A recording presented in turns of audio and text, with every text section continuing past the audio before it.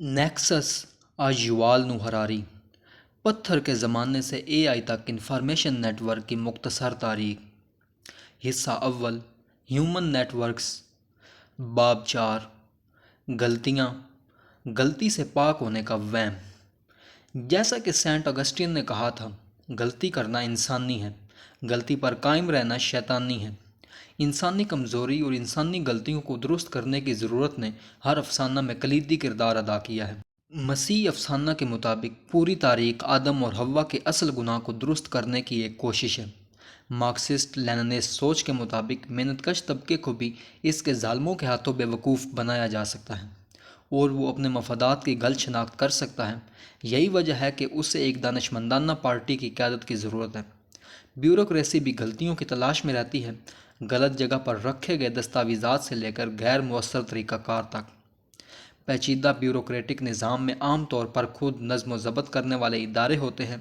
اور جب کوئی بڑی تباہی ہوتی ہے جیسے کہ فوجی شکست یا مالی بحران تحقیقاتی کمیشن قائم کیے جاتے ہیں تاکہ یہ سمجھا جا سکے کہ کیا غلط ہوا اور یہ یقینی بنایا جا سکے کہ وہی غلطی نہ دہرائی جائے کام کرنے کے لیے خود کو درست کرنے والے طریقہ کار کو قانونی حیثیت کی ضرورت ہوتی ہے اگر انسان غلطی کا شکار ہیں تو ہم کیسے یقین کر سکتے ہیں کہ خود کو درست کرنے والا طریقہ کار غلطی سے پاک ہوگا اس بظاہر نہ ختم ہونے والے چکر سے بچنے کے لیے انسانوں نے اکثر کسی ایسے فوق البشر طریقہ کار کے بارے میں تصور کیا ہے جو ہر غلطی سے پاک ہو جس پر وہ اپنی غلطیوں کی نشاندہی اور ان کو درست کرنے کے لیے انحصار کر سکیں آج کوئی امید کر سکتا ہے کہ اے آئی ایسا طریقہ کار فراہم کر سکتا ہے جیسا کہ اپریل 2023 میں ایلون مسک نے اعلان کیا تھا میں کچھ شروع کرنے جا رہا ہوں جسے میں ترنت جی پی ٹی یا زیادہ سے زیادہ سچائی کی تلاش کرنے والا اے آئی کہتا ہوں جو کوشش کرتا ہے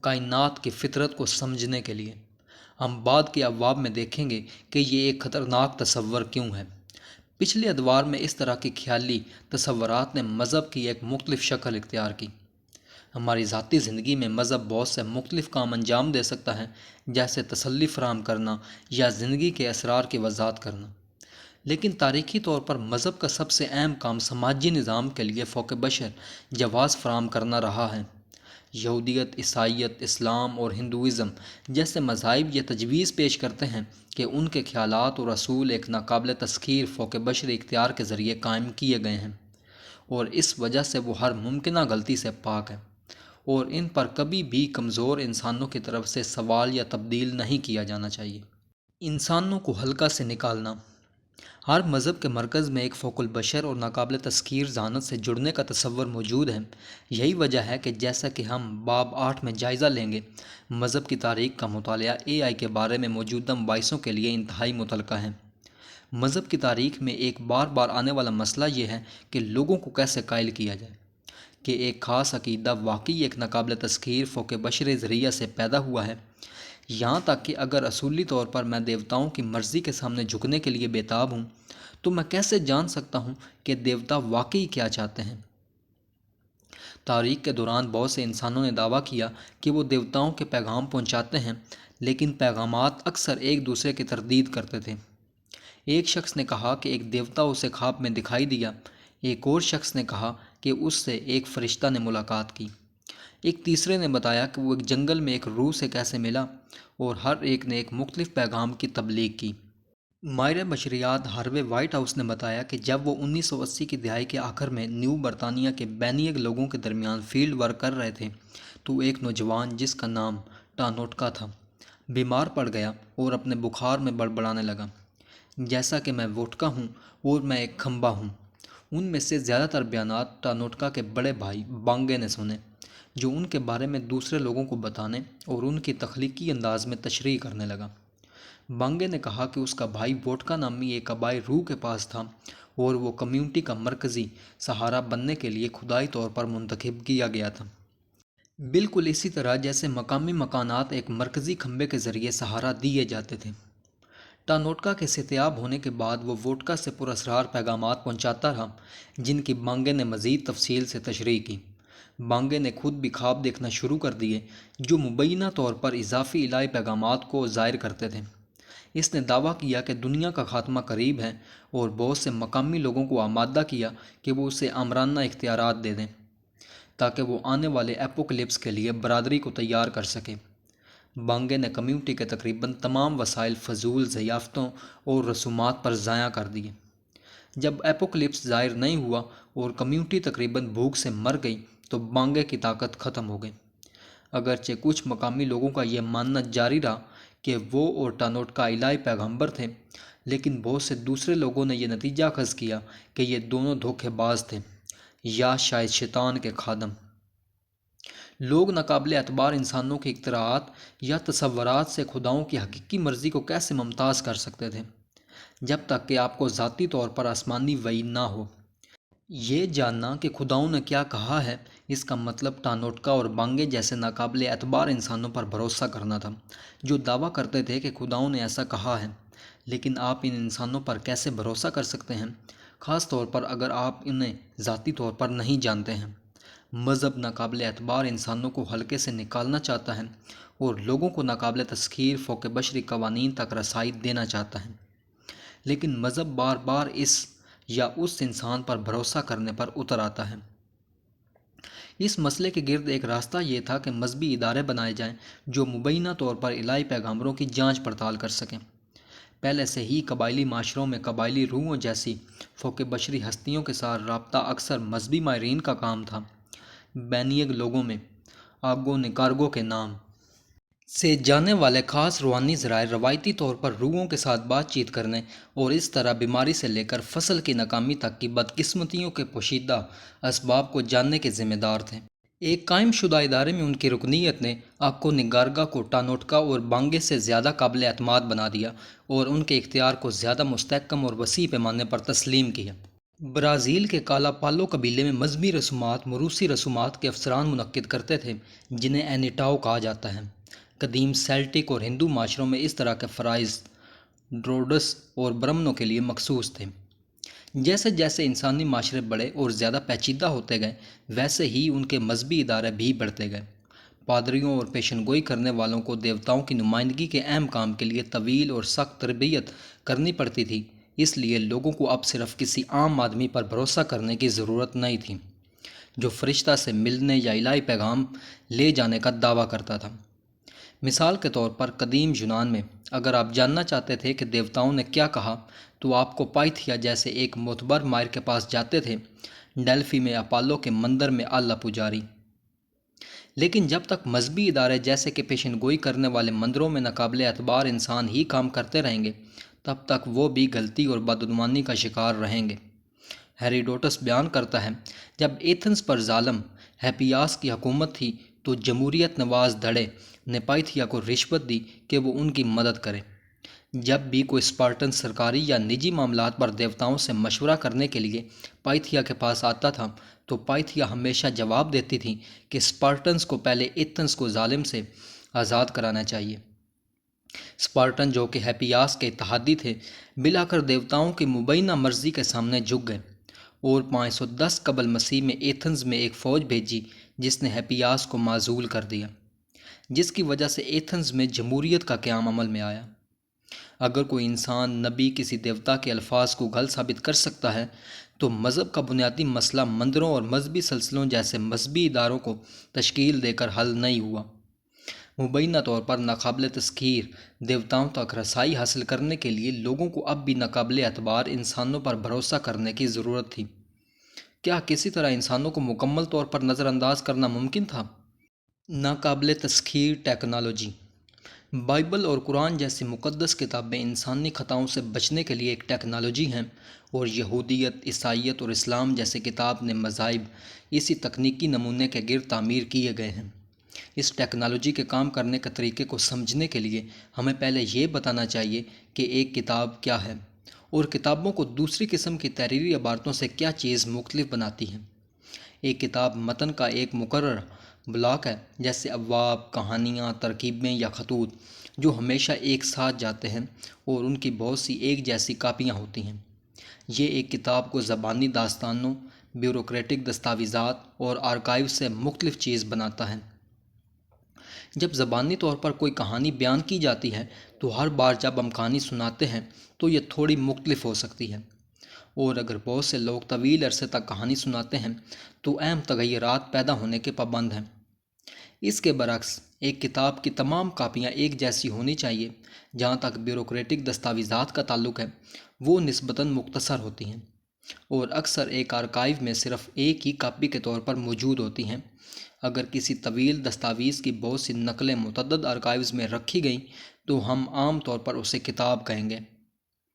آخر میں ایک کتاب جس میں بہت سی تحریریں ہیں وہ بھی ایک آرکائیو سے مختلف ہے، کیونکہ ہر آرکائیو میں متن کا ایک مختلف مجموعہ ہوتا ہے، جبکہ کتاب کی تمام کاپیوں میں سے ایک ہی ابواب، ایک ہی کہانیاں یا ایک ہی ترکیبیں ہوتی ہیں۔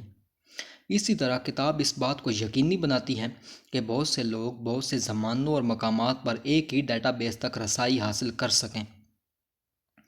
پہلی صدی قبل مسیح میں کتاب ایک اہم مذہبی ٹیکنالوجی بن گئی۔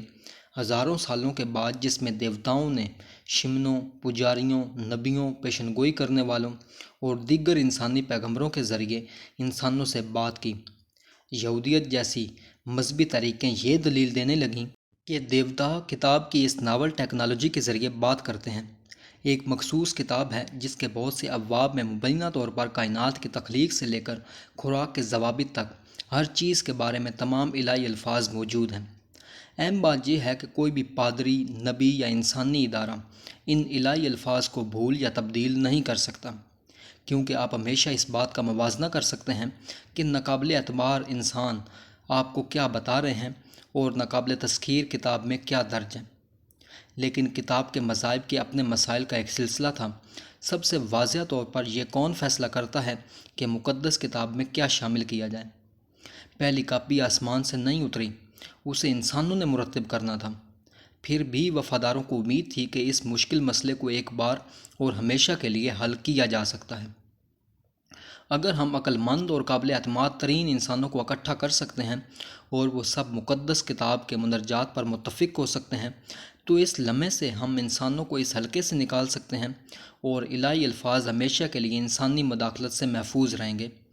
اس طریقہ کار کے خلاف بہت سے اعتراض اٹھائے جا سکتے ہیں۔ عقل مند ترین انسانوں کا انتخاب کون کرتا ہے؟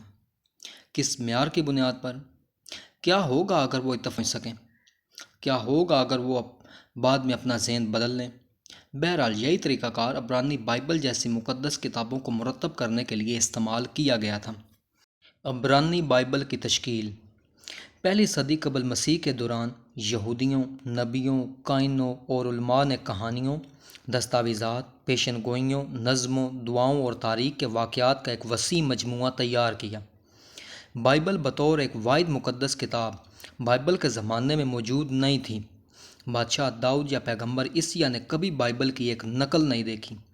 بعض اوقات غلطی سے یہ دعویٰ کیا جاتا ہے کہ بائبل کی قدیم ترین زندہ بچ جانے والی نقل بحیرہ مردار کے طوماروں سے آتی ہے۔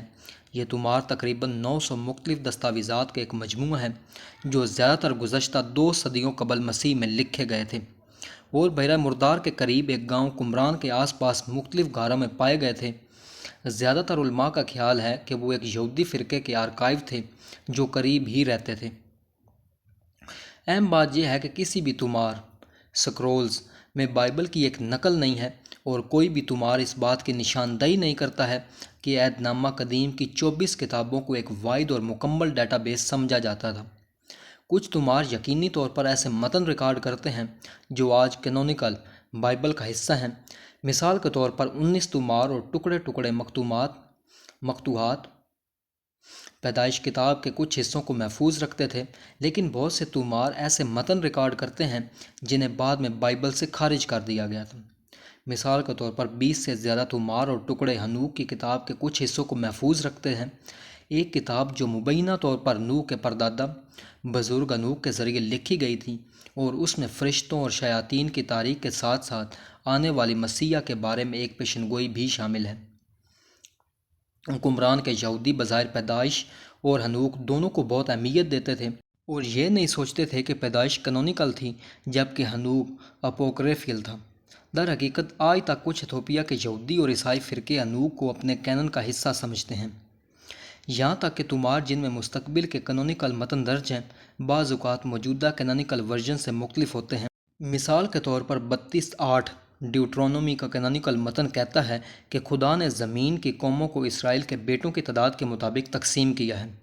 بحیرہ مردار کے تماروں میں درج ورژن میں خدا کے بیٹوں کی تعداد ہے، جس کا مطلب ایک حیرت انگیز تصور ہے کہ خدا کے متعدد بیٹے ہیں۔ ڈیوٹرانومی 8:6 میں کینونیکل متن وفاداروں سے خدا سے ڈرنے کا تقاضا کرتا ہے، جبکہ بحیرہ مردار کا ورژن انہیں خدا سے پیار کرنے کے لیے کہتا ہے۔ کچھ تغیرات صرف ایک لفظ سے کہیں زیادہ اہم ہیں۔ زبور کے تماروں میں کئی مکمل زبور شامل ہیں جو کینونیکل بائبل سے غائب ہیں۔ سب سے نمایاں طور پر زبور 151، 154، 155۔ اس طرح بائبل کا قدیم ترین ترجمہ یونانی سیپٹویجنٹ جو تیسری اور پہلی صدی قبل مسیح کے درمیان مکمل ہوا اور بعد کے کینونیکل ورژن سے کئی طریقوں سے مختلف ہے۔ مثال کے طور پر اس میں ٹوبٹ، جوت، سراج، مکابیز، سلیمان کی حکمت، سلیمان کے زبور اور زبور 151 کی کتابیں شامل ہیں۔ اس میں ڈینیل اور ایسٹر کے طویل ورژن بھی ہیں۔ اس کی یرمیاہ کی کتاب کینونیکل ورژن سے 15% چھوٹی ہے۔ آخر میں 32:8 ڈیوٹرانومی میں زیادہ تر سیپٹویجنٹ مسودات میں اسرائیل کے بیٹے یا کے بجائے یا تو خدا کے بیٹے ہیں یا خدا کے فرشتے ہیں۔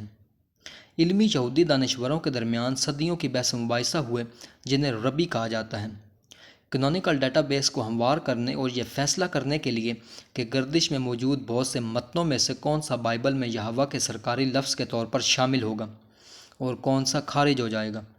یسوع کے زمانے تک زیادہ تر نصوص پر شاید اتفاق رائے ہو چکا تھا، لیکن ایک صدی بعد بھی ربی ابھی بھی بحث کر رہے تھے کہ آیا گیتوں کا گیت کینن کا حصہ ہونا چاہیے یا نہیں۔ کچھ ربیوں نے اس متن کی مذمت کی کیونکہ یہ سیکولر محبت کی شاعری ہے، جبکہ ربی اکوا وفات 135 عیسوی نے اس کا دفاع بادشاہ سلیمان کی الہامی تخلیق کے طور پر کیا۔ اکوا نے کہا کہ گیتوں کا گیت مقدسات میں مقدس ہے۔ دوسری صدی عیسوی کے اختتام تک یہودی ربیوں کے درمیان بظاہر اس بات پر وسیع اتفاق رائے ہو گیا تھا کہ کون سے متن بائبل کے اصول کا حصہ ہیں اور کون سے نہیں، لیکن اس معاملے کے بارے میں بحث اور ہر متن کے عین الفاظ، ہجے اور تلفظ کے بارے میں آخرکار ماسوریٹک دور 7ویں سے 10ویں صدی عیسوی تک حل نہیں ہوئے تھے۔ کینونائزیشن کے اس عمل نے فیصلہ کیا کہ پیدائش یہوہ کا کلام ہے، لیکن ہنوک کی کتاب آدم اور حوا کی زندگی اور ابراہیم کا عہد نامہ انسانی اختراعات تھے۔ بادشاہ داؤد کے زبور کو کینن میں شامل کیا گیا، زبور 151 سے 55 کو چھوڑ کر، لیکن بادشاہ سلیمان کے زبور کو نہیں۔ ملاکی کی کتاب کو منظوری کی مہر مل گئی، باروک کی کتاب کو نہیں، تواریخ ہاں، مکابیز نہیں۔ دلچسپ بات یہ ہے کہ خود بائبل میں ذکر کی گئی کچھ کتابیں کینن میں شامل ہونے میں ناکام رہیں۔ مثال کے طور پر یشوع اور سیمیول کی کتابیں دونوں ایک بہت قدیم مقدس متن کا حوالہ دیتی ہیں جسے کتاب جاشر کے نام سے جانا جاتا ہے۔ یشوع 10:13-2، سیمیول 1:18 گنتی کی کتاب خدا کی جنگوں کی کتاب کا حوالہ دیتی ہے، گنتی 21:14، اور جب دو تواریخ بادشاہ سلیمان کے دور حکومت کا جائزہ لیتی ہیں تو یہ کہتے ہوئے ختم ہوتی ہیں کہ سلیمان کے باقی کام پہلے اور آخر ناتن نبی کے تواریخ میں اور شیلوئی اکھیا کی نبوت میں اور عدو کے رویا میں لکھے ہیں۔ دو تواریخ 9:29، عدو، اکھیا اور ناتن کی کتابیں نیز حبشر اور جنگوں کی کتابیں کینونیکل بائبل میں نہیں ہیں۔ ظاہر ہے کہ انہیں جان بوجھ کر خارج نہیں کیا گیا تھا، وہ صرف کھو گئے۔ کینن کے مہر بند ہونے کے بعد زیادہ تر یہودی آہستہ آہستہ بائبل کو مرتب کرنے کے گندہ عمل میں انسانی اداروں کے کردار کو بھول گئے۔ یہودی آرتھوڈوکسی نے برقرار رکھا کہ خدا نے ذاتی طور پر موسیٰ کو کوہ سینا پر بائبل کا پورا پہلا حصہ توریت عطا کیا تھا۔ بہت سے ربیوں نے مزید بحث کی کہ خدا نے توریت کو وقت کے آغاز میں ہی تخلیق کیا تھا، تاکہ یہاں تک کہ بائبل کے کردار جو موسیٰ سے پہلے رہتے تھے، جیسے نوح اور آدم نے اسے پڑھا اور اس کا مطالعہ کیا۔ بائبل کے دوسرے حصوں کو بھی ایک خدائی تخلیق یا الہامی متن کے طور پر دیکھا جانے لگا جو عام انسانی تالیفات سے بہت مختلف ہے۔ ایک بار جب مقدس کتاب پر مہر لگا دی گئی تو امید کی جا رہی تھی کہ یہودیوں کو اب یہوہ کے عین الفاظ تک براہ راست رسائی حاصل ہو گئی ہے، جسے کوئی بھی ناقابل اعتبار انسان یا بدعنوان ادارہ مٹا یا تبدیل نہیں کر سکتا۔ 2000 سال پہلے بلاک چین کے خیال کی توقع کرتے ہوئے یہودیوں نے مقدس ضابطہ کی متعدد نقلیں بنانا شروع کر دیں، اور ہر یہودی برادری کے پاس اس کی عبادت گاہ یا اس کے مطالعہ کے گھر میں کم از کم ایک ہونا چاہیے تھا۔ اس کا مقصد دو چیزیں حاصل کرنا تھا: سب سے پہلے مقدس کتاب کی بہت سی کاپیوں کو پھیلانے سے مذہب کو جمہوری بنانے اور ممکنہ انسانی آمرانہ حکمرانوں کی طاقت پر سخت حدود لگانے کا وعدہ کیا گیا، جبکہ مصری، فرعونوں اور اشوری بادشاہوں کے آرکائیوز نے عوام کی قیمت پر ناقابل فہم شاہی بیوروکریسی کو بااختیار بنایا۔ یہودی مقدس کتاب نے عوام کو طاقت دی، جو اب خدا کے قوانین کے مطابق سب سے بڑے بڑے رہنما کو بھی جواب دہ ٹھہرا سکتے تھے۔ دوسرا اور زیادہ اہم، ایک ہی کتاب کی متعدد کاپیاں ہونے سے متن کے ساتھ کسی بھی چھیڑ چھاڑ کو روکا گیا۔ اگر بہت سے مقامات پر ہزاروں ایک جیسی کاپیاں موجود ہوں تو مقدس ضابطہ میں ایک حرف کو بھی تبدیل کرنے کی کسی بھی کوشش کو آسانی سے دھوکہ دہی کے طور پر بے نقاب کیا جا سکتا ہے۔ دور دراز مقامات پر متعدد بائبل دستیاب ہونے کے ساتھ یہودیوں نے انسانی استبداد کی جگہ الہی خود مختاری کو تبدیل کر دیا۔ سماجی نظم کی ضمانت اب کتاب کی ناقابل تسخیر ٹیکنالوجی نے دی تھی، یا ایسا لگ رہا تھا۔ ادارے کا جوابی حملہ۔ بائبل کو باضابطہ شکل دینے کے عمل کے مکمل ہونے سے پہلے ہی بائبل کے منصوبے کو مزید مشکلات کا سامنا کرنا پڑا۔ مقدس کتاب کے عین مواد پر اتفاق کرنا اس مبینہ طور پر ناقابل تسخیر ٹیکنالوجی کے ساتھ واحد مسئلہ نہیں تھا۔ ایک اور واحد مسئلہ متن کی نقل سے متعلق تھا۔ مقدس کتاب کو اپنا جادو چلانے کے لیے یہودیوں کو جہاں بھی رہتے تھے وہاں بہت سی کاپیاں رکھنے کی ضرورت تھی۔ نہ صرف فلسطین بلکہ میسوپوٹیمیا اور مصر میں بھی یہودی مراکز کے ابھرنے کے ساتھ اور وسطی ایشیا سے بحر اوقیانوس تک نئی یہودی برادریوں کے پھیلاؤ کے ساتھ یہ کیسے یقینی بنایا جائے کہ ہزاروں کلومیٹر کے فاصلے پر کام کرنے والی کاپی کرنے والے جان بوجھ کر یا غلطی سے مقدس کتاب میں تبدیلی نہیں کریں گے۔ اس طرح کے مسائل کو روکنے کے لیے ربیوں نے، جنہوں نے بائبل کو باضابطہ شکل دی، مقدس کتاب کی نقل کرنے کے لیے انتہائی احتیاط کے ساتھ ضوابط وضع کیے۔ مثال کے طور پر، ایک کاتب کو نقل کے عمل میں کچھ اہم لمحات پر رکوع کرنے کی اجازت نہیں تھی۔ خدا کا نام لکھتے وقت کاتب اکثر بادشاہ اسے سلام بھی کرے تو بھی جواب نہیں دے سکتا۔ اگر وہ لگاتار 2 یا 3 الہی نام لکھنے والا تھا تو وہ ان کے درمیان رک کر جواب دے سکتا ہے۔ ربی یشمائیل 2 صدی عیسوی نے ایک نقال سے کہا، تم جنت کا کام کر رہے ہو، اور اگر تم ایک حرف کو حذف کر دو یا ایک حرف کا اضافہ کر دو تو پوری دنیا کو تباہ کر دیتے ہو۔ سچ پوچھیں تو پوری دنیا کو تباہ کیے بغیر نقلی کی غلطیاں پیدا ہو گئیں، اور کوئی بھی 2 قدیم بائبل ایک جیسی نہیں تھیں۔ ایک دوسرا اور بہت بڑا مسئلہ تشریح سے متعلق تھا، یہاں تک کہ جب لوگ کسی کتاب کی تقدس اور اس کے عین الفاظ پر متفق ہوتے ہیں تب بھی وہ ایک ہی الفاظ کی مختلف طریقوں سے تشریح کر سکتے ہیں۔ بائبل کہتی ہے کہ آپ کو سبت کے دن کام نہیں کرنا چاہیے، لیکن یہ واضح نہیں کرتا کہ کام کیا شمار ہوتا ہے۔ کیا سبت کے دن اپنے کھیت کو پانی دینا ٹھیک ہے؟ اپنے پھولوں کے گملے یا بکریوں کے ریوڑ کو پانی دینے کے بارے میں کیا خیال ہے؟ کیا سبت کے دن کتاب پڑھنا ٹھیک ہے؟ کتاب لکھنے کے بارے میں کیا خیال ہے؟ کاغذ کے ایک ٹکڑے کو پھاڑنے کے بارے میں کیا خیال ہے؟ ربیوں نے فیصلہ دیا کہ کتاب پڑھنا کام نہیں ہے، لیکن کاغذ پھاڑنا کام ہے۔ یہی وجہ ہے کہ آج کل آرتھوڈاکس یہودی سبت کے دن استعمال کرنے کے لیے پہلے سے پھاڑے ہوئے ٹوائلٹ پیپر کا ایک ڈھیر تیار کرتے ہیں۔ مقدس کتاب یہ بھی کہتی ہے کہ آپ کو ایک جوان بکری کو اس کی ماں کے دودھ میں نہیں پکانا چاہیے۔ کچھ لوگوں نے اس کی بہت لفظی تشریح کی، اگر آپ ایک جوان بکری کو ذبح کرتے ہیں تو اسے اس کی اپنی ماں کے دودھ میں نہ پکائیں، لیکن اسے کسی غیر متعلقہ بکری کے دودھ میں یا گائے کے دودھ میں پکانا ٹھیک ہے۔ دوسرے لوگوں نے اس پابندی کی بہت وسیع تر تشریح کی، جس کا مطلب ہے کہ گوشت اور دودھ کی مصنوعات کو کبھی بھی نہیں ملانا چاہیے۔ اس لیے آپ کو فرائیڈ چکن کے بعد دودھ شیک پینے کی اجازت نہیں ہے۔ جتنا بعید از قیاس یہ لگ سکتا ہے، زیادہ تر ربیوں نے فیصلہ دیا کہ دوسری تشریح درست ہے، حالانکہ مرغیاں دودھ نہیں دیتی ہیں۔ مزید مسائل اس حقیقت کی وجہ سے پیدا ہوئے کہ چاہے کتاب کی ٹیکنالوجی مقدس الفاظ میں تبدیلیوں کو محدود کرنے میں کامیاب ہو گئی ہو، کتاب سے باہر کی دنیا گھومتی رہی اور یہ واضح نہیں تھا کہ پرانے قوانین کو نئی صورتحال سے کیسے جوڑا جائے۔ زیادہ تر بائبل کے متن فلسطین کی پہاڑی ملک اور مقدس شہر یروشلم میں یہودی چرواؤں اور کسانوں کی زندگیوں پر مرکوز تھے، لیکن 2 صدی عیسوی تک زیادہ تر یہودی کہیں اور رہتے تھے۔ رومن سلطنت کے امیر ترین میٹروپولیس میں سے ایک، اسکندریہ کی بندرگاہ میں سے ایک، خاص طور پر ایک بڑی یہودی برادری پروان چڑھی۔ اسکندریہ میں رہنے والے ایک یہودی شپنگ میگنیٹ نے محسوس کیا ہوگا کہ بہت سے بائبل کے قوانین اس کی زندگی کے لیے غیر متعلقہ تھے۔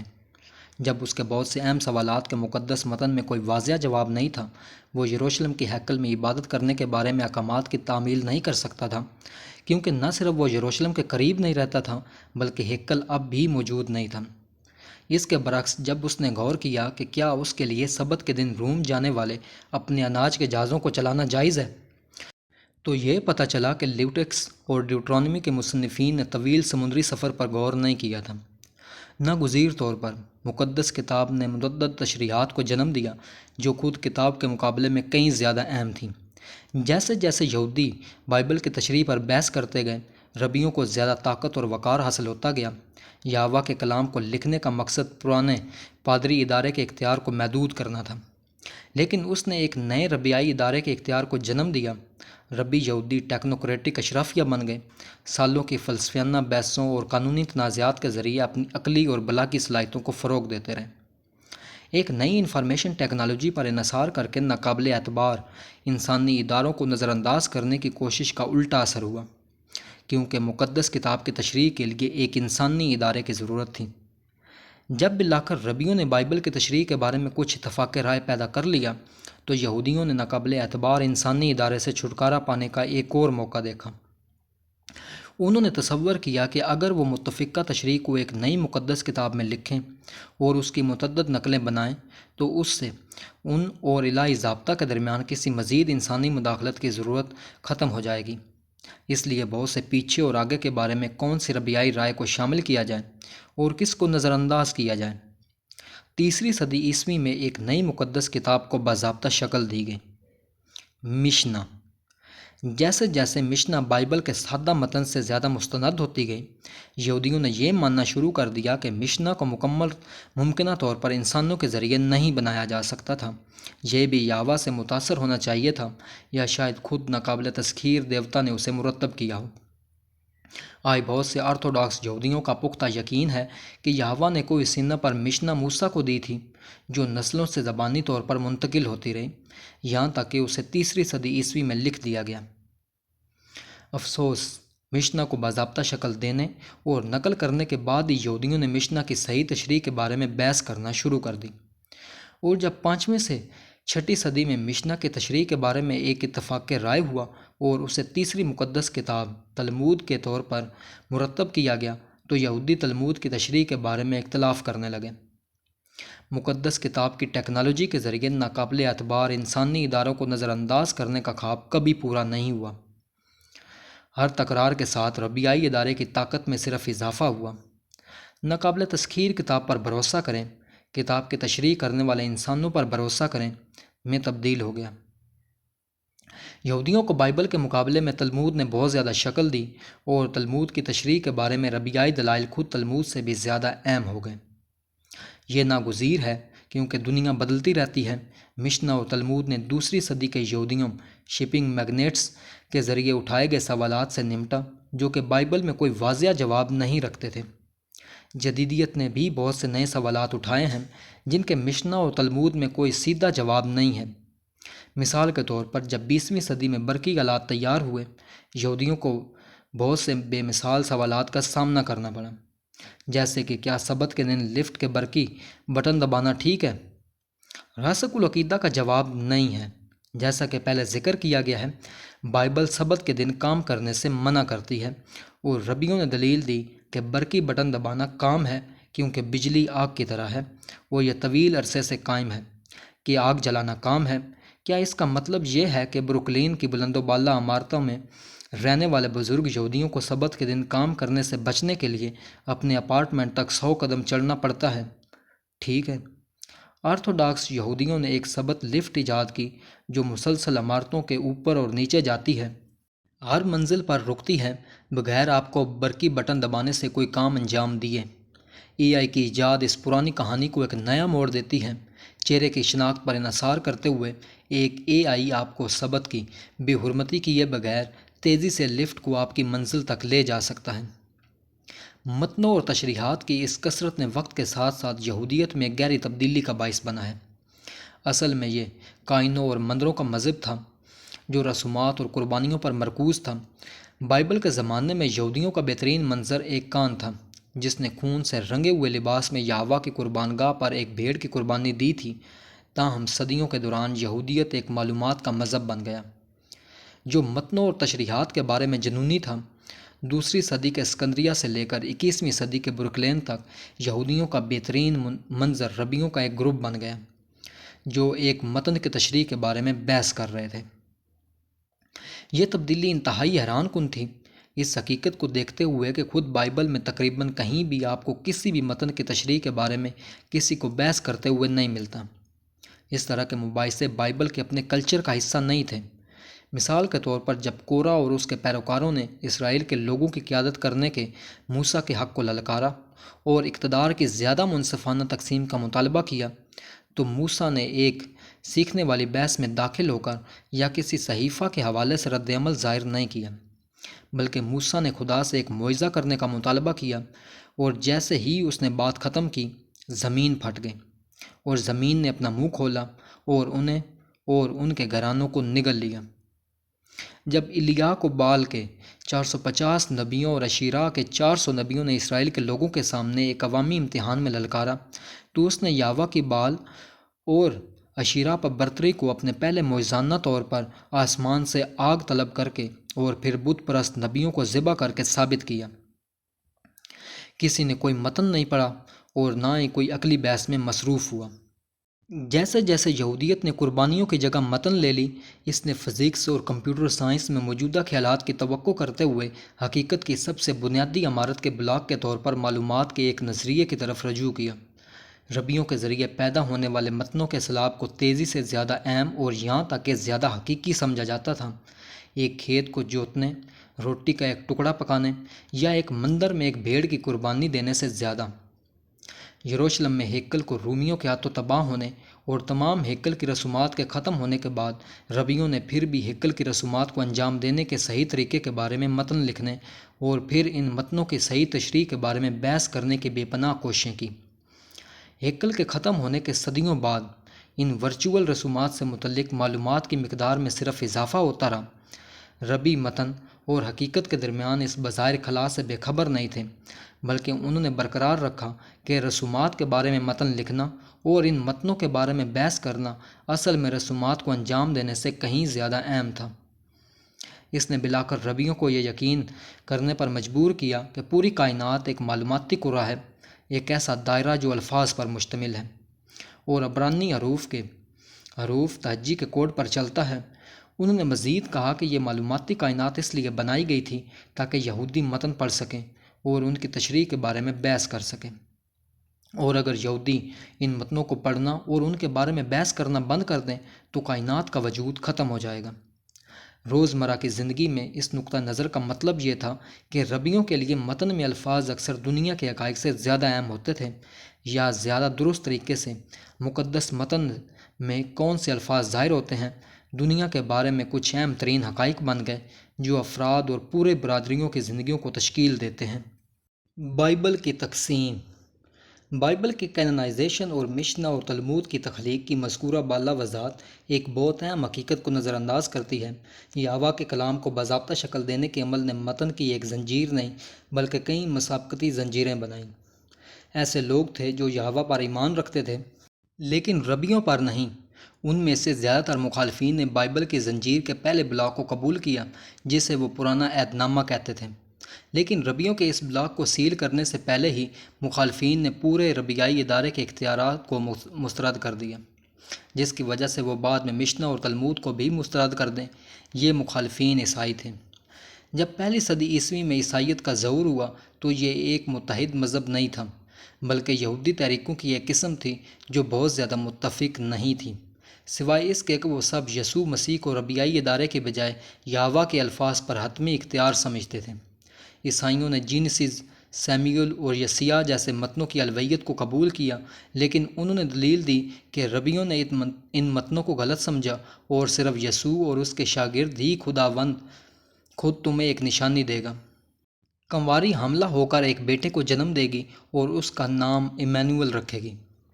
جیسے فکروں کا صحیح معنی جانتے تھے، ربیوں نے کہا کہ الماء کا مطلب ہے نوجوان عورت، ایمینول کا مطلب ہے خدا ہمارے ساتھ۔ عبرانی میں ایمینول کا مطلب ہے ہمارے ساتھ اور ایل کا مطلب ہے خدا، اور پورے اقتباس کی تشریح ایک الہی وعدے کے طور پر کی گئی تھی کہ یہودی لوگوں کی ان کی جدوجہد میں مدد کرے گا جبرانہ غیر ملکی سلطنتوں کے خلاف۔ اس کے برعکس عیسائیوں نے دلیل دی کہ الماء کا مطلب ہے کنواری، کہ ایمینول کا مطلب ہے خدا لفظی طور پر انسانوں کے درمیان پیدا ہوگا، اور یہ کنواری مریم سے زمین پر پیدا ہونے والے الہی یسوع کے بارے میں ایک پیشن گوئی تھی۔ تاہم ربیائی ادارے کو مسترد کرتے ہوئے اور ساتھ ہی نئے الہی انکشافات کے امکان کو قبول کرتے ہوئے عیسائیوں نے انتشارہ کا دروازہ کھول دیا۔ پہلی صدی عیسوی میں اور اس سے بھی زیادہ دوسری اور تیسری صدی عیسوی میں مختلف عیسائی پیدائش اور یسیع جیسی کتابوں کے لیے یکسر نئی تشریحات کے ساتھ خدا کے پیغامات کی ایک کثرت کے ساتھ آئے۔ چونکہ انہوں نے ربیوں کے اختیار کو مسترد کر دیا تھا، چونکہ یسوع مر چکے تھے اور ان کے درمیان فیصلہ نہیں کر سکتے تھے، اور چونکہ ایک متحد عیسائی چرچ ابھی تک موجود نہیں تھا، ان تمام تشریحات اور پیغامات میں سے کون فیصلہ کر سکتا تھا کہ وہ الہامی طور پر متاثر تھا؟ اس طرح یہ صرف جان ہی نہیں تھا جس نے اپنے ایپوکلپس مکاشفہ کی کتاب میں دنیا کے خاتمے کی وضاحت کی۔ ہمارے پاس اس دور سے بہت سے اضافی ایپوکلپس ہیں، مثال کے طور پر پیٹر کا ایپوکلپس، جیمز کا ایپوکلپس، اور یہاں تک کہ ابراہیم کا ایپوکلپس۔ جہاں تک یسوع کی زندگی اور تعلیمات کا تعلق ہے، متی، مرکس، لوکا اور یوحنا کی 4 انجیلوں کے علاوہ ابتدائی عیسائیوں کے پاس پیٹر کی انجیل، مریم کی انجیل، سچائی کی انجیل، نجات دہندہ کی انجیل اور بہت سی دوسری چیزیں تھیں۔ اس طرح رسولوں کے اعمال کے علاوہ کم از کم 1 درجن دیگر اعمال تھے، جیسا کہ پیٹر کے اعمال اور اینڈریو کے اعمال۔ خطوط اور بھی زیادہ پراثر تھے۔ آج کل کے زیادہ تر مسیحی بائبل میں پولس سے منسوب 14 خطوط، 3 یوحنا سے منسوب اور 2 پیٹر سے اور ایک جیمز اور یاہوہ سے منسوب ہیں۔ قدیم عیسائی نہ صرف اضافی پولین خطوط جیسے لاؤڈیکیوں کے نام خط سے واقف تھے، بلکہ متعدد دیگر خطوط سے بھی واقف تھے جو مبینہ طور پر شاگردوں اور سنتوں کے ذریعے لکھے گئے تھے۔ جیسے جیسے عیسائیوں نے زیادہ سے زیادہ انجیلیں، خطوط، پیشن گوئیاں، تمثیلیں، دعائیں اور دیگر تحریریں مرتب کی، یہ جاننا مشکل ہو گیا کہ کن پر توجہ دی جائے۔ عیسائیوں کو ایک ادارے کی ضرورت تھی، اس طرح نیا عہد نامہ تخلیق کیا گیا۔ تقریباً اسی وقت جب یہودی ربیوں کے درمیان بحث و مباحثہ مشنا و تلمود کو جنم دے رہے تھے، عیسائی پادریوں، بشپوں اور ماہرین الہیات کے درمیان بحث و مباحثہ نیا عہد نامہ تیار کر رہے تھے۔ 367 عیسوی کے ایک خط میں اسکندریہ کے بشپ اتھائنوس نے 27 نسوح کی سفارش کی جنہیں وفادار عیسائیوں کو پڑھنا چاہیے۔ مختلف لوگوں کے ذریعے مختلف زبانوں اور مقامات پر لکھی گئی کہانیوں، خطوط اور پیشن گوئیوں کا ایک مجموعہ۔ اتھائنوس نے جان کے ایپوکلپس کی سفارش کی، لیکن پیٹر یا ابراہیم کی نہیں۔ اس نے گلتیوں کے نام پولس کے خط کی منظوری دی، لیکن لاؤڈیکیوں کے نام پولس کے خط کی نہیں۔ اس نے متی، مرکس، لوکا اور یوحنا کی انجیلوں کی توثیق کی، لیکن تھامس کی انجیل اور سچائی کی انجیل کو مسترد کر دیا۔ ایک نسل بعد ہپو اور کارتھیج کی کونسلوں میں بشپوں اور ماہرین الہیات کی مجلسوں نے باضابطہ طور پر ان سفارشات کی فہرست کو باضابطہ شکل دی، جسے نیا عہد نامہ کہا جانے لگا۔ جب عیسائی بائبل کے بارے میں بات کرتے ہیں تو ان کا مطلب پرانے عہد نامہ کے ساتھ ساتھ نئے عہد نامہ سے ہے۔ اس کے برعکس یہودیت نے کبھی بھی نئے عہد نامے کو قبول نہیں کیا، اور جب یہودی بائبل کے بارے میں بات کرتے ہیں تو ان کا مطلب صرف پرانا عہد نامہ ہے جو مشنا اور تلمود کے ذریعے مکمل ہوتا ہے۔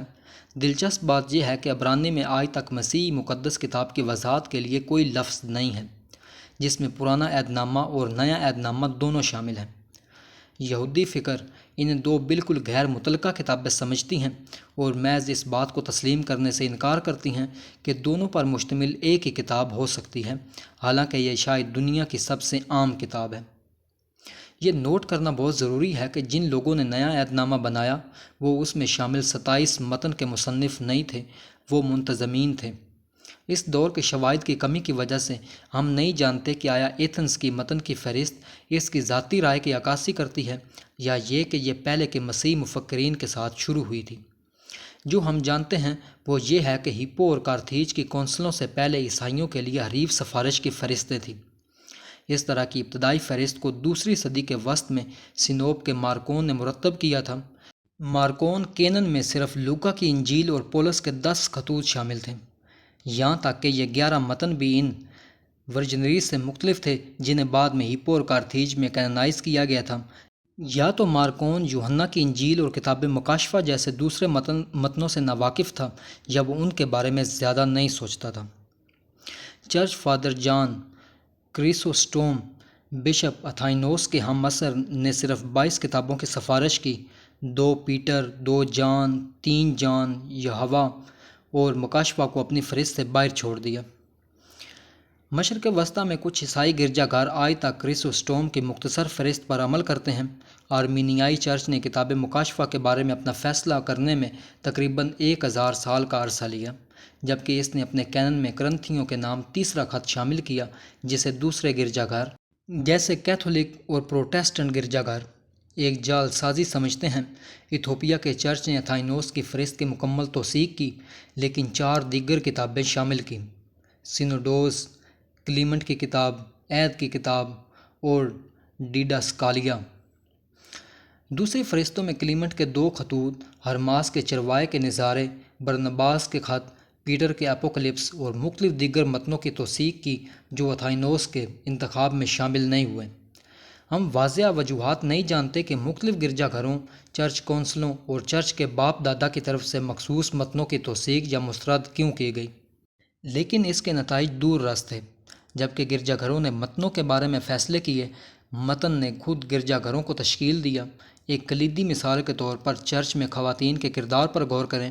کچھ ابتدائی عیسائی رہنماؤں نے خواتین کو مردوں سے فکری اور اخلاقی طور پر کمتر سمجھا اور یہ دلیل دی کہ خواتین کو معاشرے اور عیسائی برادری میں ماتحت کرداروں تک محدود ہونا چاہیے۔ یہ خیالات پہلے تیموتاؤس کے نام خط جیسے متنوں میں جھلکتے تھے۔ اس کے ایک اقتباس میں یہ متن جو سینٹ پال سے منسوب ہے کہتا ہے، ایک عورت کو خاموشی اور مکمل اطاعت کے ساتھ سیکھنا چاہیے۔ میں کسی عورت کو مرد پر اختیار کرنے یا تعلیم دینے کی اجازت نہیں دیتا، اسے خاموش رہنا چاہیے، کیونکہ آدم پہلے بنایا گیا تھا، پھر حوا، اور آدم کو دھوکہ نہیں دیا گیا تھا۔ یہ وہ عورت تھی جسے دھوکہ دیا گیا اور وہ گناہ گار بن گئی، لیکن اگر وہ ایمان، محبت اور پاکیزگی کے ساتھ رہیں گے تو خواتین بچے کی پیدائش کے ذریعے بچ جائیں گی۔ لیکن جدید سکالرز کے ساتھ ساتھ مارسیون جیسے کچھ قدیم عیسائی رہنماؤں نے اس خط کو دوسری صدی کی جعل سازی سمجھا ہے جو سینٹ پال سے منسوب ہے، لیکن اصل میں کسی اور کے ذریعے لکھا گیا ہے۔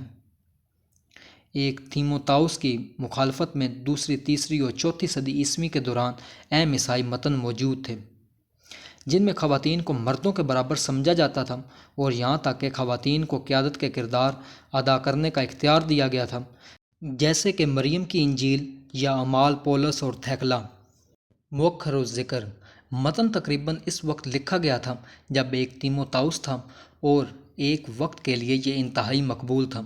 یہ سینٹ پال اور اس کی خاتون شاگرد تھیکلا کے کارناموں کو بیان کرتا ہے۔ یہ بیان کرتا ہے کہ کیسے تھیکلا نے نہ صرف متعدد معجزات انجام دیے بلکہ اپنے ہاتھوں سے بپتسمہ بھی لیا اور اکثر تبلیغ کی۔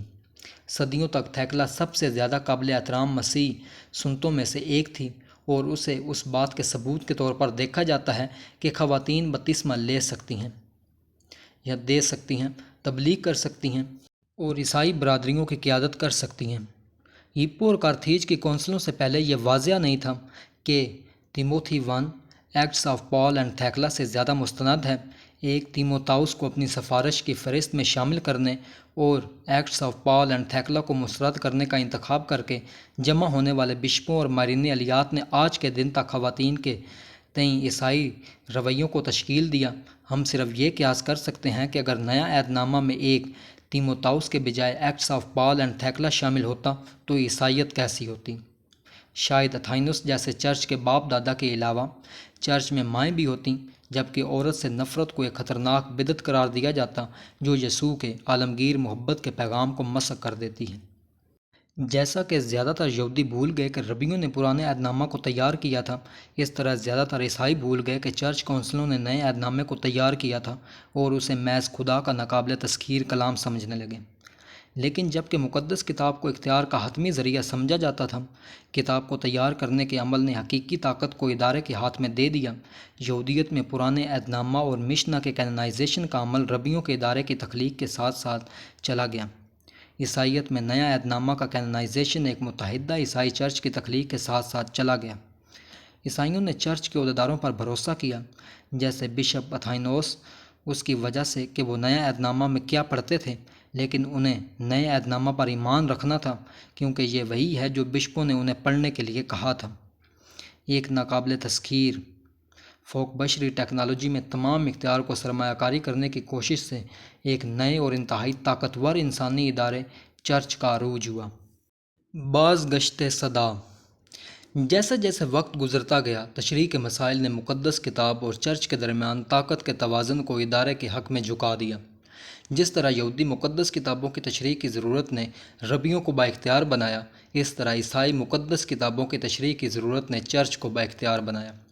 یسوع کی وہی کہاوت یا وہی پولین خط مختلف طریقوں سے سمجھا جا سکتا تھا، اور یہ ادارہ ہی تھا جس نے فیصلہ کیا کہ کون سی عبارت درست ہے۔ ادارے کو مقدس کتاب کی تشریح کے اختیار پر بار بار جدوجہد کا سامنا کرنا پڑا، جس کے نتیجے میں مغربی کیتھولک چرچ اور مشرقی آرتھوڈاکس چرچ کے درمیان ادارہ جاتی تقسیم پیدا ہوئی۔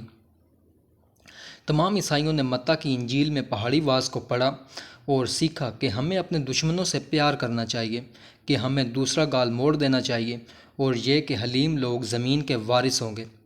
لیکن اس کا مطلب کیا تھا؟ عیسائی اسے فوجی طاقت کے تمام استعمال کو مسترد کرنے یا تمام سماجی درجہ بندی کو مسترد کرنے کی کال کے طور پر پڑھ سکتے تھے۔ تاہم کیتھولک چرچ نے ایسے امن پسند اور مساوات کے نظریات کو بدعت کے طور پر دیکھا۔ اس نے یسوع کے الفاظ کی اس طرح تشریح کی کہ چرچ کو یورپ کا امیر ترین ذمہ دار بننے پر تشدد، صلیبی جنگیں شروع کرنے اور جان لیوا تفتیش قائم کرنے کی اجازت دی گئی۔ کیتھولک الیات نے قبول کیا کہ یسوع نے ہمیں اپنے دشمنوں سے پیار کرنے کے لیے کہا تھا، لیکن یہ وضاحت کی کہ بدعتیوں کو جلانے سے محبت کا عمل تھا، کیونکہ اس نے اضافی لوگوں کو بدعتی نظریات اپنانے سے روکا، اس طرح انہیں جہنم کی آگ سے بچایا۔ 14ویں صدی کے اوائل میں فرانسیسی تفتیش کار جیکس فورنیر نے پہاڑی واز پر ایک مکمل مقالہ لکھا، جس میں بتایا گیا کہ کس طرح اس نے متن نے بدعتیوں کے شکار کا جواز فراہم کیا۔ فورنیر کا نقطہ نظر کوئی معمولی تصور نہیں تھا۔ وہ پوپ بینیڈکٹ 1334 سے 42 جس کا وقت تھا بن گیا۔ فورنیر کا کام بطور تفتیش کار اور بعد میں پوپ کے طور پر یہ یقینی بنانا تھا کہ کیتھولک چرچ کی مقدس کتاب کی تشریح غالب ہو۔ اس میں فورنیر اور اس کے ساتھی چرچ کے لوگوں نے نہ صرف پرتشدد جبر کا استعمال کیا بلکہ کتاب کی تیاری پر اپنے کنٹرول کا بھی استعمال کیا۔ 15ویں صدی میں یورپ میں لیٹر پریس پرنٹنگ کے آغاز سے پہلے ایک کتاب کی بہت سی نقلیں بنانا انتہائی امیر افراد اور اداروں کے لیے ایک ممنوع کاروبار تھا۔ کیتھولک چرچ نے اپنی طاقت اور دولت کا استعمال اپنے پسندیدہ متنوں کی نقلوں کو پھیلانے کے لیے کیا، جبکہ ان کی پیداوار اور پھیلاؤ کو روکا جو اسے غلط سمجھتا تھا۔ یقیناً چرچ کبھی کبھار آزاد خیال شخص کو بدعتی خیالات وضع کرنے سے نہیں روک سکتا تھا، لیکن چونکہ اس نے قرون وسطیٰ کے انفارمیشن نیٹ ورک میں کلیدی نوڈز کو کنٹرول کیا تھا، جیسے کاپی کرنے والے ورکشاپس، آرکائیوز اور لائبریریاں، یہ اس طرح کے بدعتی کو اپنی کتاب کی 100 کاپیاں بنانے اور تقسیم کرنے سے روک سکتا تھا۔ اپنے خیالات کو پھیلانے کی کوشش کرنے والے ایک بدعتی مصنف کو درپیش مشکلات کا اندازہ لگانے کے لیے اس بات پر غور کریں کہ جب 1050 میں لیو فرے کو ایکسٹر کا بشپ بنایا گیا تو اسے کیتھیڈرل کی لائبریری میں صرف 5 کتابیں ملیں۔ اس نے فوراً ہی کیتھیڈرل میں ایک کاپی کرنے والی ورکشاپ قائم کی، لیکن 1072 میں اپنی موت سے پہلے کے 22 سالوں میں اس کے کاپی کرنے والوں نے نہ صرف 66 اضافی جلدیں تیار کیں۔ 13ویں صدی میں آکسفورڈ یونیورسٹی کی لائبریری میں چند کتابیں تھیں جو سینٹ میری چرچ کے نیچے ایک صندوق میں رکھی گئی تھیں۔ 1424 میں کیمبرج یونیورسٹی کی لائبریری میں صرف 122 کتابیں تھیں۔ 1409 کے آکسفورڈ یونیورسٹی کے ایک فرمان میں یہ شرط رکھی گئی تھی کہ یونیورسٹی میں پڑھنے جانے والے تمام حالیہ متن کو آرچ بشپ کے ذریعہ مقرر کردہ 12 ماہرین الیات کے ایک پینل کے ذریعے متفقہ طور پر منظور کیا جانا چاہیے۔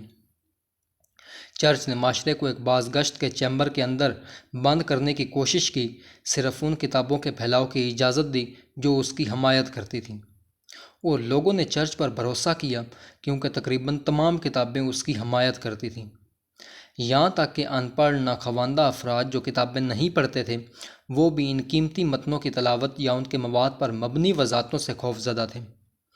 اس طرح نیا عہد نامہ جیسی ایک مبینہ طور پر ناقابل تسخیر فوق بشری ٹیکنالوجی پر یقین کرنے سے کیتھولک چرچ جیسے ایک انتہائی طاقتور لیکن ناقابل اعتبار انسانی ادارے کا عروج ہوا، جس نے تمام مخالف نظریات کو غلط قرار دیتے ہوئے کچل دیا، جبکہ کسی کو اپنے خیالات پر سوال اٹھانے کی اجازت نہیں دی۔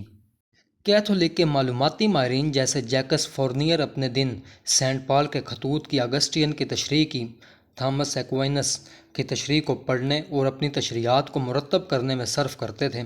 ان تمام مربوط متنوں نے حقیقت کی نمائندگی نہیں کی۔ انہوں نے یہودی ربیوں کے ذریعے تخلیق کردہ ایک سے بھی بڑا اور زیادہ طاقتور ایک نیا انفارمیشن دائرہ تخلیق کیا۔ قرون وسطیٰ کے یورپی باشندے اس معلوماتی دائرے کے اندر گھرے ہوئے تھے۔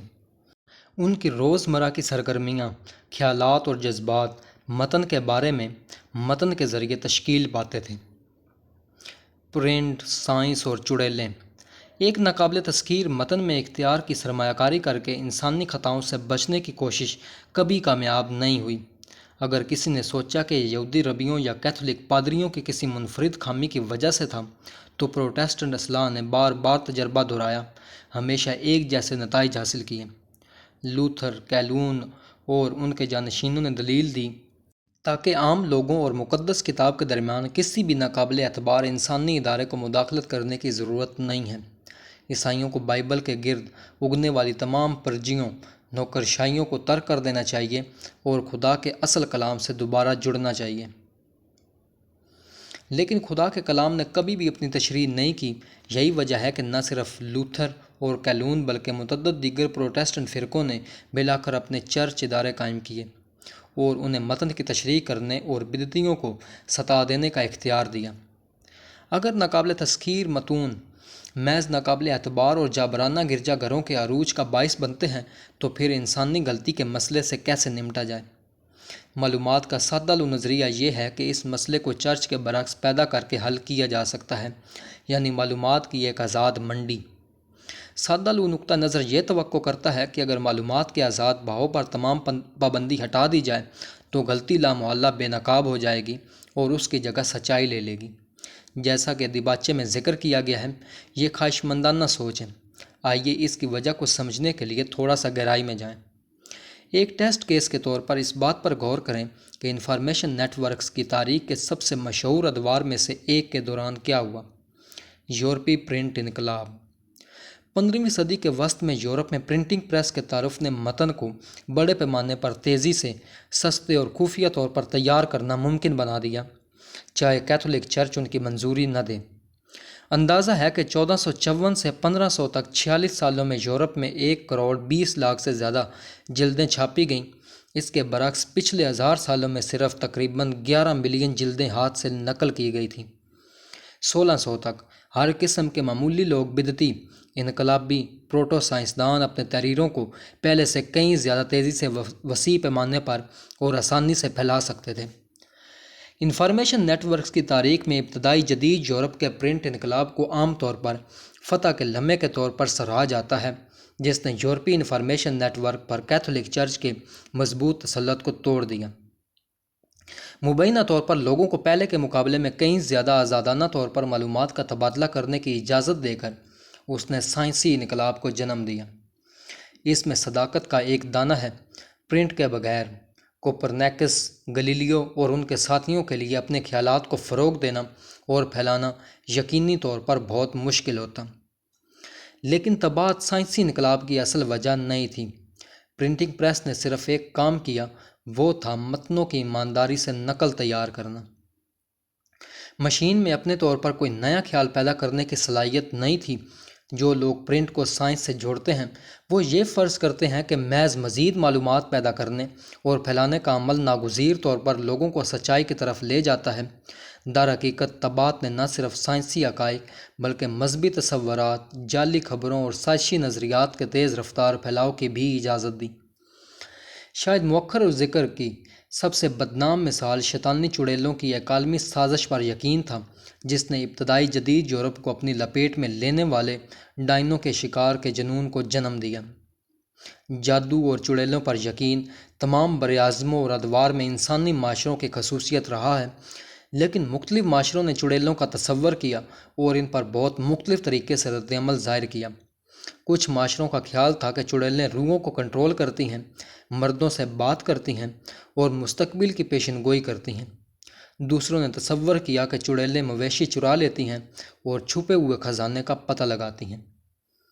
ایک کمیونٹی میں چڑیلوں کو بیماری کا سبب سمجھا جاتا تھا، مکئی کے کھیتوں کو تباہ کرتے تھے اور محبت کے جادو تیار کرتے تھے، جبکہ دوسری کمیونٹی میں وہ مبینہ طور پر رات کو گھروں میں داخل ہوتے تھے، گھر کے کام کرتے تھے اور دودھ چوری کرتے تھے۔ کچھ علاقوں میں چڑیلوں کو زیادہ تر خواتین سمجھا جاتا تھا، جبکہ دوسرے میں ان کا تصور عام طور پر مرد ہوتا تھا۔ کچھ ثقافتیں چڑیلوں سے خوفزدہ تھیں اور انہیں تشدد کا نشانہ بناتی تھیں، لیکن دوسروں نے انہیں برداشت کیا یا ان کی عزت بھی کی۔ آخر میں ہر براعظم اور دور میں ایسے معاشرے تھے جنہوں نے چڑیلوں کو بہت کم اہمیت دی۔ قرون وسطیٰ کے بیشتر حصے کے لیے زیادہ تر یورپی معاشرے مؤخر ذکر زمرے سے تعلق رکھتے تھے اور چڑیلوں کے بارے میں زیادہ فکر مند نہیں تھے۔ قرون وسطیٰ کے کیتھولک چرچ نے انہیں انسانیت کے لیے ایک بڑا خطرہ نہیں سمجھا اور کچھ چرچ کے لوگوں نے چڑیلوں کے شکار کو فعال طور پر حوصلہ شکنی کی۔ 10ویں صدی کے بااثر متن کینن ایپسکوپی کے مطابق، جس نے اس معاملے پر قرون وسطیٰ کے چرچ کے نظریے کی تعریف کی، جادوگری زیادہ تر وہم تھی اور جادوگری کی حقیقت پر یقین ایک غیر عیسائی توہم پرستی تھی۔ یورپی ڈائن کے شکار کا جنون قرون وسطیٰ کے بجائے ایک جدید رجحان تھا۔ 1420 اور 1430 کی دہائیوں میں چرچ کے لوگوں نے اور علماء نے بنیادی طور پر ایلپس کے علاقے میں کام کرتے ہوئے مسیحی مذاہب، مقامی لوک داستانوں اور یونانی رومی ورثے سے عناصر لے کر انہیں جادوگری کے ایک نظریے میں ضم کر دیا۔ اس سے پہلے یہاں تک کہ جب چڑیلوں سے ڈرتا تھا، انہیں ایک سخت مقامی مسئلہ سمجھا جاتا تھا۔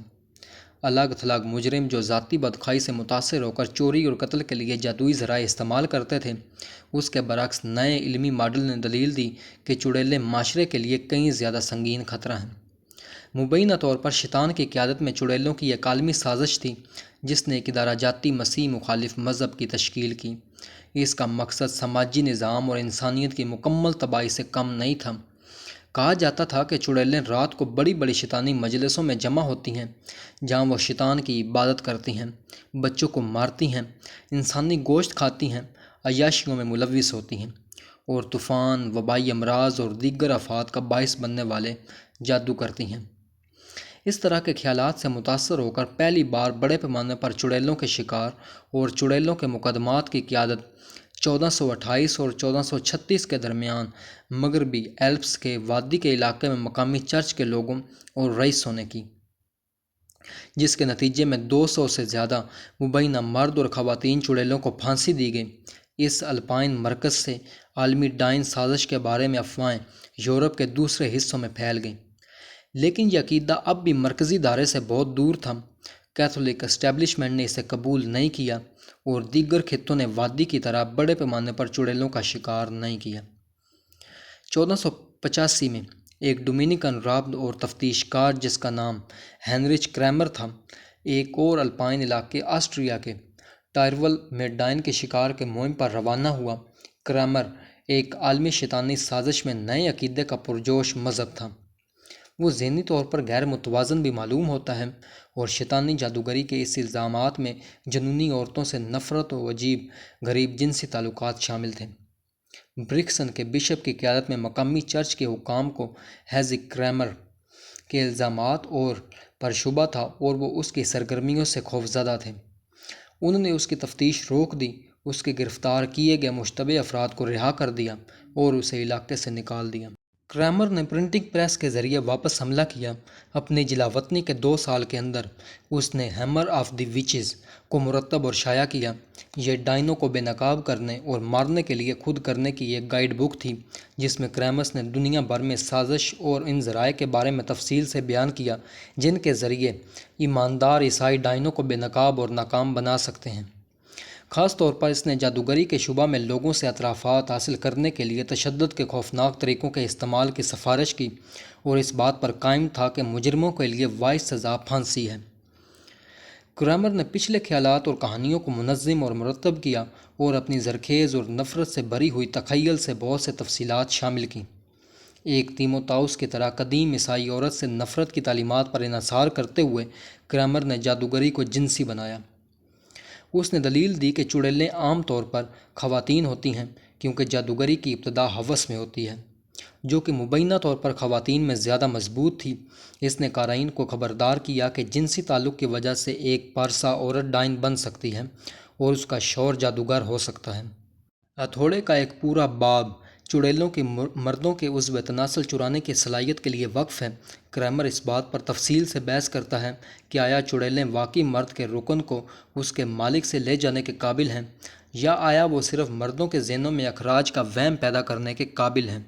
کریمر پوچھتا ہے کہ ان چڑیلوں کے بارے میں کیا خیال کیا جائے جو اس طرح کبھی کبھی مردوں کے اعضاء کو بڑی تعداد میں جمع کر لیتی ہیں، جیسے 20 یا 30 ارکان ایک ساتھ، اور انہیں پرندوں کے گھونسلے میں ڈال دیتی ہیں یا انہیں ایک ڈبے میں بند کر دیتی ہیں جہاں وہ اپنے آپ کو زندہ ارکان کی طرح حرکت دیتے ہیں اور مکئی کھاتے ہیں، جیسا کہ بہت سے لوگوں نے دیکھا ہے۔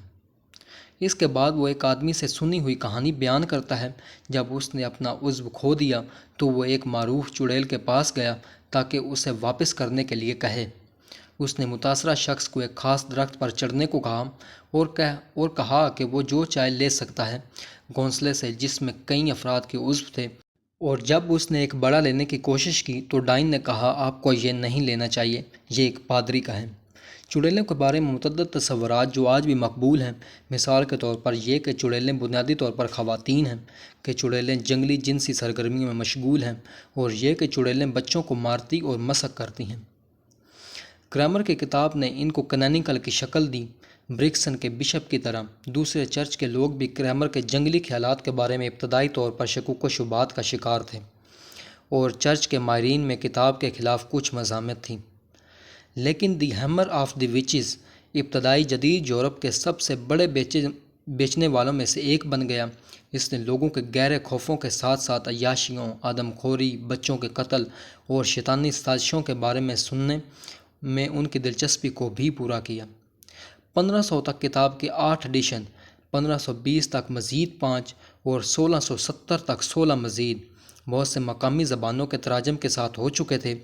یہ جادوگری اور چڑیلوں کے شکار پر حتمی کام بن گیا اور نقل اور وضاحت کے میزبان کو متاثر کیا۔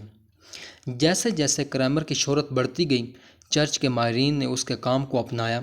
کریمر کو پوپل کا نمائندہ مقرر کیا گیا اور 1500 میں بوہیمیا اور موراویا کا تفتیش کار بنایا گیا۔ آج بھی اس کے خیالات دنیا کو تشکیل دیتے رہتے ہیں اور ایک عالمی شیطانی سازش کے بارے میں بہت سے موجودہ نظریات جیسے قانون اس کی تخیلات کو اپناتے اور برقرار رکھتے ہیں۔ اگرچہ یہ دلیل دینا مبالغہ آرائی ہوگی کہ پرنٹ کی ایجاد نے یورپی ڈائن کے شکار کے جنون کا سبب بنی، پرنٹنگ پریس نے ایک عالمی شیطانی سازش پر یقین کے تیز رفتار پھیلاؤ میں ایک اہم کردار ادا کیا۔ جیسے جیسے کریمر کے خیالات نے مقبولیت حاصل کی، پرنٹنگ پریسز نے نہ صرف دی ہیمر آف دی ویچز اور کاپی کیٹ کتابوں کی بہت سی اضافی کاپیاں تیار کیں، بلکہ سستے ایک صفحہ کے پمفلٹ کا ایک سیلاب بھی پیدا کیا جن کے سنسنی خیز متن اکثر شیاطین کے حملے میں آنے والے لوگوں کی تصاویر کے ساتھ ہوتے تھے یا داؤ پر لگی چڑیلیں۔ ان اشاعتوں نے چڑیلوں کی سازش کے سائز کے بارے میں شاندار اعداد و شمار بھی دیے۔ مثال کے طور پر برگنڈین اور ڈائن شکاری ہنری بوگٹ نے قیاس کیا کہ صرف فرانس میں 3 لاکھ چڑیلیں تھیں اور پورے یورپ میں 1.8 ملین۔ اس طرح کے دعووں نے اجتماعی جنون کو ہوا دی، جس کی وجہ سے 16ویں اور 17ویں صدی میں 40,000 اور 50,000 کے درمیان بے گناہ لوگوں کو تشدد کا نشانہ بنایا گیا اور انہیں پھانسی دی گئی، جن پر جادوگری کا الزام تھا۔ متاثرین میں زندگی کے تمام شعبوں اور عمر کے افراد شامل تھے، جن میں 5 سال کی عمر کے بچے بھی شامل تھے۔ لوگوں نے ایک دوسرے پر جادوگری کی تہمت لگانا شروع کر دی، اکثر ذاتی بے عزتی کا بدلہ لینے یا معاشی اور سیاسی فوائد حاصل کرنے کے لیے۔ ایک بار جب سرکاری تحقیقات شروع ہوئیں تو ملزمان اکثر تباہ ہو جاتے تھے۔ دی ہیمر آف دی وچز کے ذریعے تجویز کردہ تفتیشی طریقے واقعی شیطانی تھے۔ اگر ملزم نے ڈائن ہونے کا اعتراف کیا تو انہیں پھانسی دے دی گئی اور ان کی جائیداد ملزم، جلاد اور تفتیش کاروں کے درمیان تقسیم کر دی گئی۔ اگر ملزم نے اعتراف کرنے سے انکار کر دیا تو اسے ان کی شیطانی ضد کا ثبوت سمجھا جاتا تھا اور پھر ان پر خوفناک طریقوں سے تشدد کیا جاتا تھا۔ ان کی انگلیاں توڑ دی جاتی تھیں، ان کا گوشت گرم چمٹوں سے کاٹا جاتا تھا، ان کے جسم کو توڑنے کے مقام تک پھیلایا جاتا تھا، ابلتے پانی میں ڈبو دیا جاتا تھا۔ جلد یا بدیر وہ اسے مزید برداشت نہیں کر سکے اور اعتراف کر لیا اور واجبی طور پر پھانسی دے دی گئی۔ ایک مثال کے طور پر 1600 میں میونخ کے حکام نے پائن ہائمر خاندان، باپ پالوس، ماں انا اور 2 بیٹے اور ایک 10 سالہ لڑکے ہینسل کو جادوگری کے شبے میں گرفتار کیا۔ تفتیش کاروں نے چھوٹے ہینسل کو تشدد کا نشانہ بنا کر شروع کیا۔ تفتیش کاروں کے پروٹوکول، جو اب بھی میونخ کے آرکائیوز میں پڑھا جا سکتا ہے، میں 10 سالہ لڑکے کے حوالے سے ایک تفتیش کار کا ایک نوٹ ہے۔ اسے حد تک تشدد کا نشانہ بنایا جا سکتا ہے تاکہ وہ اپنی ماں کو مجرم قرار دے سکے۔ ناقابل بیان طریقوں سے تشدد کا نشانہ بننے کے بعد پائن ہائمرز نے جادو کے ذریعے 265 افراد کو قتل کرنے اور 14 تباہ کن طوفانوں کا باعث بنتے سمیت متعدد جرائم کا اعتراف کیا۔ ان سب کو موت کی سزا سنائی گئی۔ خاندان کے چاروں بالغ افراد کے جسموں کو سرخ گرم چمٹوں سے پھاڑ دیا گیا، مردوں کے اعضاء پہیے پر توڑ دیے گئے، باپ کو داؤ پر لگا دیا گیا، ماں کے سینے کاٹ دیے گئے اور پھر سب کو زندہ جلا دیا گیا۔ 10 سالہ ہینسل یہ سب دیکھنے پر مجبور تھا۔ 4 ماہ بعد اسے بھی پھانسی دے دی گئی۔ ڈائن کے شکاری شیاطین اور ان کے ساتھیوں کی تلاش میں انتہائی محتاط تھے، لیکن اگر ڈائن شکاری واقعی شیطانی برائی کو تلاش کرنا چاہتے تھے تو انہیں صرف آئینے میں دیکھتا تھا۔